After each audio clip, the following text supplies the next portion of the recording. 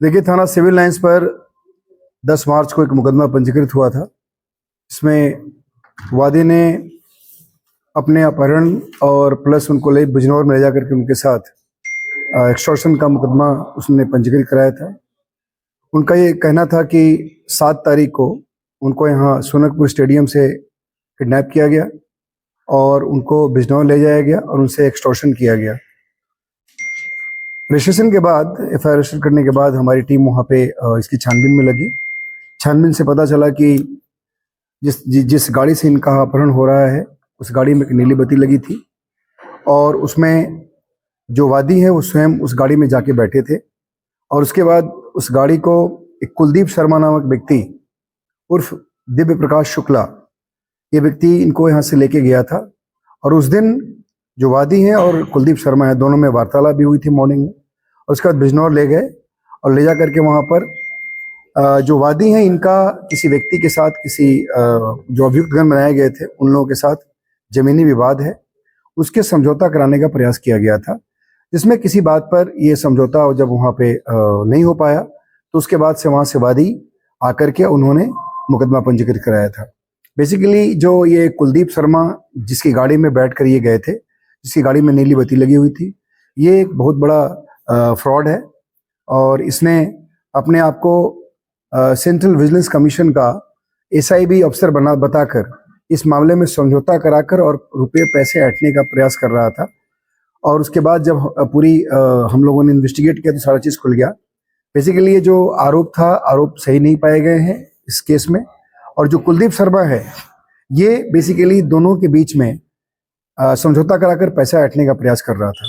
Basically जो वादी हैं, वादी की एक कजन कोई सिस्टर हैं, उनके संपर्क में ये जो कुलदीप शर्मा है कहीं ना कहीं से आया हुआ था और उसी ने उनको ये ऑफर किया था कि अगर इस तरह का कोई विवाद है तो मैं निपटा दूंगा, मैं एक विजिलेंस कमिश्नर में अफसर हूँ।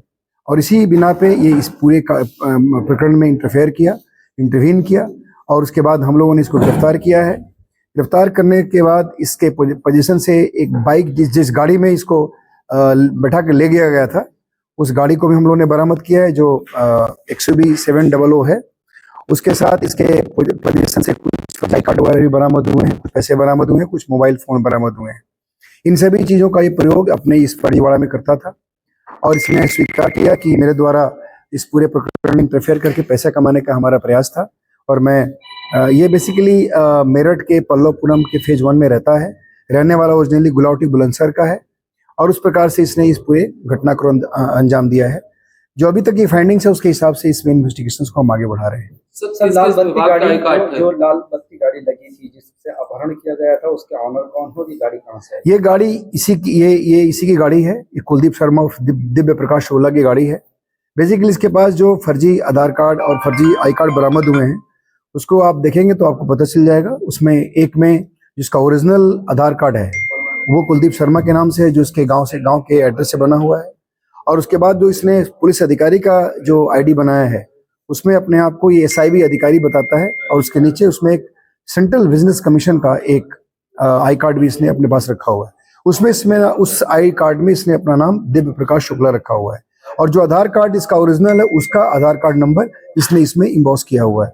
इस प्रकार ये एक फर्जीवाड़ा करने वाला व्यक्ति है, इसको हम लोगों ने अरेस्ट किया है और ये फर्जी अधिकारी बन करके, विजिलेंस अधिकारी बन करके और चीट करने का प्रयास कर रहा था। इस पूरे प्रकरण में कितने लोग शामिल थे?